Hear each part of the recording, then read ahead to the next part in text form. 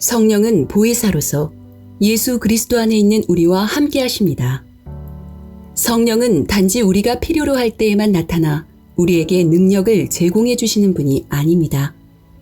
성령이 하시는 가장 핵심적인 일이 무엇인지를 알고자 한다면 무엇보다 예수께서 소개하신 성령에 대해 주목할 필요가 있습니다. 이와 관련하여 요한복음의 기록은 매우 중요합니다. 예수께서 고난을 앞두시고 제자들에게 그들이 장차 복음을 전하며 받게 될 핍박에 대해 말씀하시자 그들은 근심에 빠졌습니다. 이때 주님은 제자들이 안심할 수 있도록 장차 그들과 함께 하실 보혜사 성령에 대해 말씀해 주셨습니다. 예수의 말씀에 따르면 보혜사 성령의 가장 핵심적인 사역은 죄를 꾸짖고 죄와 싸우는 것입니다.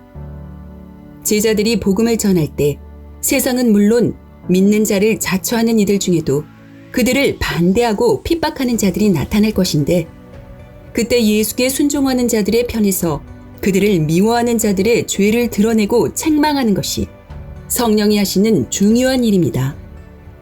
성령이 죄와 의와 심판에 대한 그들의 잘못된 태도를 정죄하실 때 이에 찔림을 받고 회개하는 자들은 은혜를 받게 될 것입니다.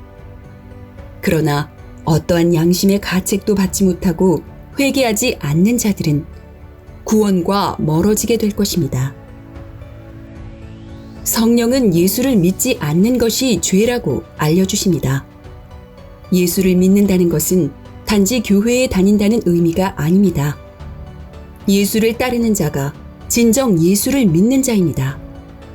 예수의 계명을 지킨다고 하면서 자기 입맛대로 계명을 취사 선택하는 사람이 있다면 그는 자기를 믿는 자이지 예수를 믿는 자가 아닙니다.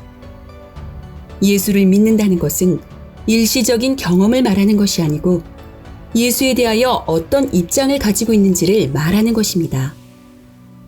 자신이 옛사람을 장사 지낸 자요. 이제는 예수를 따르는 자로 다시 태어났음을 아는 자라야 죄에 대한 성령의 책망을 피할 수 있을 것입니다.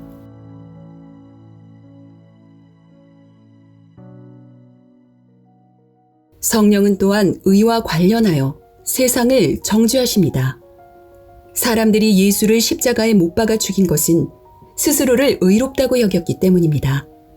그러나 하나님은 그들이 죽인 예수를 다시 살리심으로써 예수야말로 하나님의 의를 나타낸 자임을 증거하셨고 이와 동시에 예수를 제멋대로 심판한 세상의 불의함을 드러내셨습니다.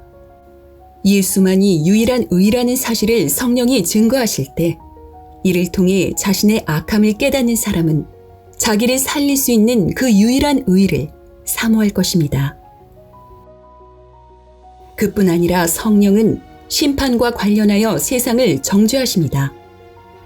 예수께서 십자가에서 죽으셨을 때 세상 임금의 권세는 이미 무너졌습니다. 세상은 예수를 심판했지만 그 심판은 완전히 잘못된 것이었습니다. 십자가 사건을 통해 심판을 받은 것은 오히려 사단이었고 예수께서 부활하여 하늘에 오르심으로써 그 사실은 온 우주에 확증되었습니다. 물론 사단은 지금도 자신이 여전히 왕인 것처럼 행세하지만 성령의 증거를 받은 우리는 더 이상 속지 않습니다. 이제 우리는 의로우신 예수께서 사단의 권세를 멸하시고 우리의 죄값을 치르셨음을 믿을 뿐 아니라 여전히 죄의 종노릇을 하고 있는 자들에게 이 사실을 증거하고 있습니다. 비록 세상은 우리를 미워하고 핍박하지만 보혜사 성령은 우리와 함께 하셔서 이 복음을 친히 증거해 주십니다.